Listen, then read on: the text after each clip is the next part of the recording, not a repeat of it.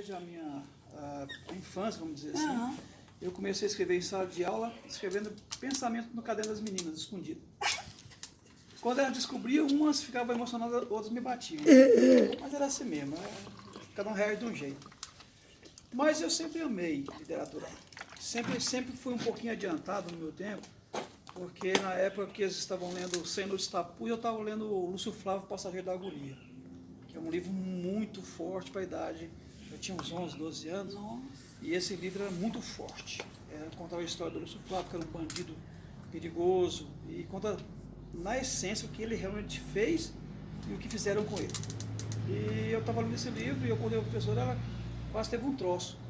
Professor de português na época. Se eu não me engano, a dona Zelma, que era na época, se eu não me engano. Professora. Esse livro ele transformou em filme. Transformou em filme. Com Reginaldo Faria. Justamente. Aí ela ficou, não, como você está num livro desse, você está ficando louco, esse livro não é para sua idade e tal. Mas eu li, não me descanalizei nem nada, e gostei muito. E passei a ser um ávido leitor. Amo, já li mais de 500 títulos. E só esse ano já li 14. Esse ano até agora, porque não estou tendo tempo, não, estou meio corrido, né? Não está tendo tempo de ler, não. Mas amo literatura. Bom, em 1992, eu tive assim um lapso. Tinha escrito tanta coisa e não aproveitava. Por quê? Porque ficava no caderno das pessoas e não me devolviam aquilo lá, então aquilo lá para mim foi obra perdida. Mas não foi perdida porque está com alguém. Alguém usou ela, né? Então não foi perdida por esse motivo. Mas eu não tenho essas coisas que eu escrevi no passado. Em 92 eu pensei, por que não escrever um livro? Naquela época, Rio Verde não tinha escritores com livros editados. Acho que só o Filadélfia que tinha feito um livro de biografias. Eu tinha feito umas 2 ou 3 biografias na época, isso há 26 anos atrás. E acho que só ele vivo é que tinha livro editado nessa época, se eu não me engano. E eu escrevi, então, Pátio, o Pulsar da Vida. Você conheceu, né, professor? Conheci o seu livro. Aí eu fui, aqui em Rio Verde não consegui apoio, não consegui editar. E eu, então, parti para Goiânia. Eu fui, vou editar meu livro. Não tive incentivo nem da família. O incentivo que eu tive foi assim, não, você não vai conseguir, larga a mão desse trem. Isso é coisa para sonhador, isso é coisa para gente que não tem o que fazer. Eu ouvi muito isso aí. Aí eu falei, não, mas eu sou determinado, eu vou conseguir. E uma pessoa acreditou em mim. Me deu uma passagem de ônibus só de ida. Você some para lá. Você edita esse livro, depois você volta, então você não precisa voltar aqui mais não. Brincadeira. Foi a Maria Carolina, lá da Oficinal. Na época nem era Oficinal, era outro nome da farmácia. Ela tinha uma farmácia, era outro nome. E ela falou assim, olha, eu vou te dar passagem de ida. Sucesso, meu amigo. As palavras de incentivo que eu tive foram essas. E eu fui para Goiânia, cheguei lá, fiquei, eu lembro bem, eu tinha um par de tênis e um par de sapato. O meu sapato estava furado embaixo, eu punha papelão para não queimar o pé no asfalto. Era só o que eu tinha. E eu aluguei um quartinho e eu consegui comprar um colchão e era toda a minha mobília, era esse colchão. Eu estendi é impressionante. Eu coloquei um varal, né? uma cordinha, e onde eu coloquei 4 cabides de roupa. Era tudo que eu tinha. E foi, vou editar meu livro. Consegui com o Carlos Brandão, que era o coordenador de cultura de Goiânia, um emprego na prefeitura para me manter. Para mim comer e andar. E trabalhava na parte da manhã, à tarde eu ia atrás de patrocínio. Foram muitos, mas muitos nãos. Muitos, ouvi vários nãos. Fui humilhado, fui escorraçado muitas vezes. Mas eu consegui com tanto orgulho que você nem imagina. Isso foi sofrido, mas valeu cada passo, cada queimada do pé no asfalto valeu demais. Aí resumindo aqui a história, levei o livro pro BEG na época. O BEG era presidido por Lois Neto, que é rio-verdense, e eu nem sabia, mas ele é primo meu, é parente nosso, aqui da família Cabral de Rio Verde. E eu já tinha recebido um não do BEG também. Era o Gerson, dono do Buffet Opção, que era o chefe de gabinete do Aires Neto. Aí o Gerson falou comigo, olha, infelizmente a equipe avaliou o seu livro e não tem como a gente adotar não. Eu falei, não, beleza. Fazer o quê, né? Aí eu conversei com um tio meu, que mora em Goiânia, ele falou, seu livro está no BEG? Ele fez, está. Aí ele falou assim, o Aires Neto é seu primo, moço. Vai lá e fala que ele é seu primo. usa isso aí. Uhum. Aí eu voltei já tinha sido não como resposta, já estava desanimado. Falei, Gerson, fala com o Ares Neto, que é um primo dele de Rio Verde que está aqui. Aí escutei ele falando, ó, o rapaz esqueceu o primo. Pô, pergunta quem que é, com a família dele lá. Aí eu falei que era minha mãe e tal. Ele falou assim, não, o Ares Neto nem conversou comigo, mas eu ouvi ele ligando pro terceiro andar. Falou, ó, vai um parente meu aí ver o que vocês conseguem fazer para ajudar ele aí. Estava patrocinado o livro. Só com essas palavras. Consegui editar a primeira edição do Pátio. Aí voltei para Rio Verde, conseguimos. Foi um sucesso, graças a Deus. Vendi 5 edições do livro e cerca de 5.400 exemplares, mais ou menos. Depois, esse eu não tenho, eu até esqueci, eu tenho no meu acervo, eu tenho ele lá. Só que eu esqueci de pegar para vocês verem. Depois, um tempo depois, surgiu esse livro. Foi uma pesquisa que a dona Neuci pediu para a gente fazer. E eu, como escritor da Secretaria de Cultura na época, fiz uma pesquisa de 230 páginas. Aí ela falou, não, mas eu quero um livro, uma coisa resumida. Eu fiz um resumo dessa obra e ficou em 16 páginas, que é esse livreto que está aqui. E esse ficou no acervo da Secretaria de Cultura, na época do professor Antônio Arantes. Passou-se uns anos depois, eu falei, gente, por que não transformar isso aqui em livreto e mostrar para as pessoas conhecerem um pouquinho da nossa história? Porque isso aqui é uma introdução. Eu falo isso muito. Não é a história de Rio Verde. É uma introdução à história de Rio Verde. Aqui fala os fatos mais marcantes, quem fundou, quem trouxe as coisas principais para Rio Verde, como as luminárias, as primeiras de gás acetileno, enfim, algumas coisas. A primeira Câmara de Rio Verde, composta por 3 vereadores, 3 suplentes, coisas desse tipo. Eu peguei aquilo que eu achei que era mais importante para os leigos pegarem e conhecerem um pouquinho da história e coloquei esse livreto aqui. Posteriormente, esse livro, até minto, esse livro já estava escrito há um bom tempo, antes desse, ele estava guardado porque eu não conseguia patrocínio para editar. É outro romance, Prisioneiro do Ser, que conta a trajetória de um rapaz chamado Rodrigo, conta a história da vida dele, do nascimento até a fase adulta. É um exemplo de vida a não ser seguido. É um livro endereçado mais aos nossos jovens que procuram trilhar caminhos que, sem a real certeza da consistência, sem a real certeza do futuro que ele pode ter.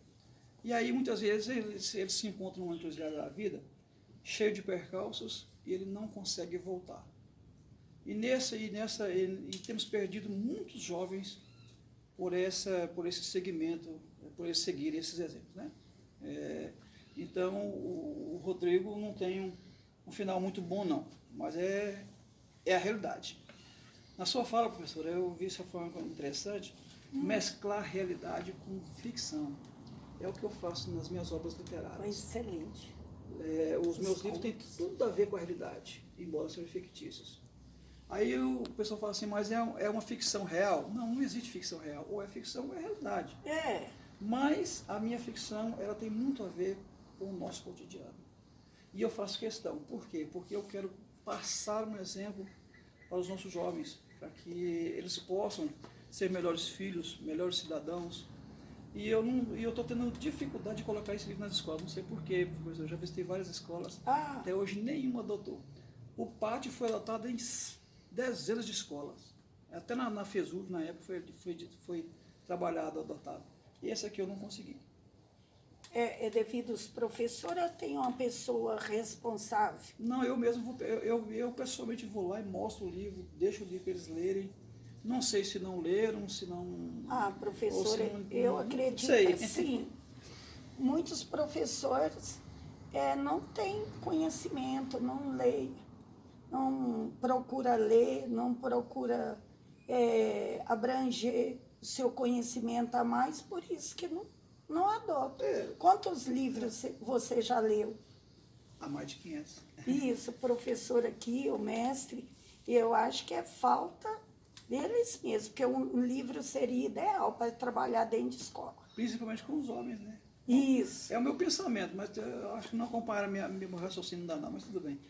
Mas para, assim, complementar a minha fala, eu trouxe a Bíblia Porque eu quero que não só falar de mim, mas da essência de tudo. Olha os primeiros versículos da Bíblia. No princípio, Deus criou os céus e a terra. Como? Ah, foi assim? Não, não foi assim. Olha o que aconteceu. Disse Deus, olha aqui a palavra, onde eu quero chegar. Haja luz. E houve luz. Depois ele disse, haja trevas, luz e trevas, né? Tá. Haja firmamento no meio das águas e separação das águas. Então Deus, ele foi falando inicialmente o que ele queria que acontecesse. Nas palestras que eu ministro, em alguns lugares, já fora de Rio, já falei várias vezes, eu sempre gosto de frisar o poder da palavra. Quando Jesus veio aqui na Terra, no livro de João, fala o seguinte: no princípio era o verbo ou a palavra, e a palavra se fez carne e habitou entre nós. Olha só. Por que Deus não falou assim, Jesus virou homem e foi na terra? Não, ele veio com o dom da palavra, foi falando e gesticulando e observando, e que ele conseguiu mudar a história da humanidade.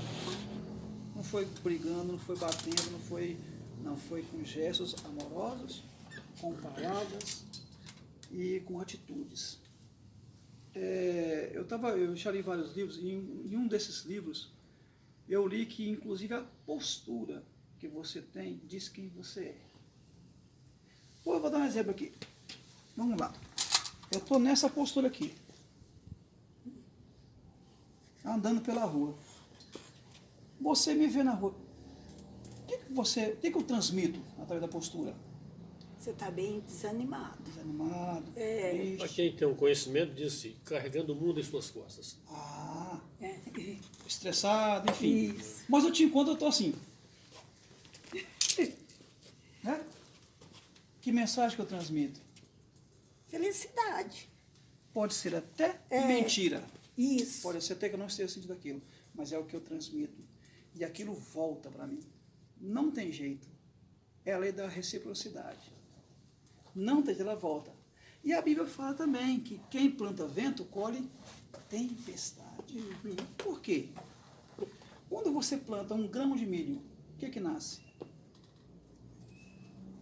Milho? Não nasce outra coisa, não sei, uma rama de milho vai transformar-se. Um pé de milho. Isso. Uma rama de milho. Bem colocado, professor. Ele cresce. O que dá nessa rama de milho? Espiga. Espiga.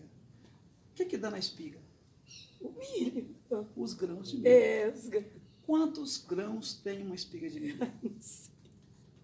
Eu já contei? Eu sou curioso pra caramba. Eu peguei espiga de milho e contei, você acredita? 1 milhão de milho. Não, calma, pessoal. Uma espiga normal, ela dá de entre 150 e 320, 350 grãos de milho. Então veja, um grão de milho deu de 2 a 3 espigas, que dá de 150 a 320 grãos de milho. Um único grão dá cerca de quase 1000 grãos de milho.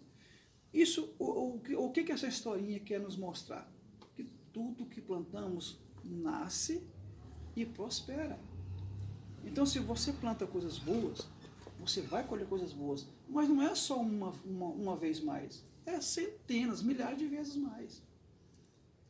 E nisso, professora, eu quero parabenizar a senhora por essa fantástica iniciativa, estar contactando pessoas que têm, poxa, muito o que mostrar, muito o que falar, muito o que transmitir, e com certeza, às vezes a gente não alcança as pessoas que a gente queria, mas um vídeo alcança, não é?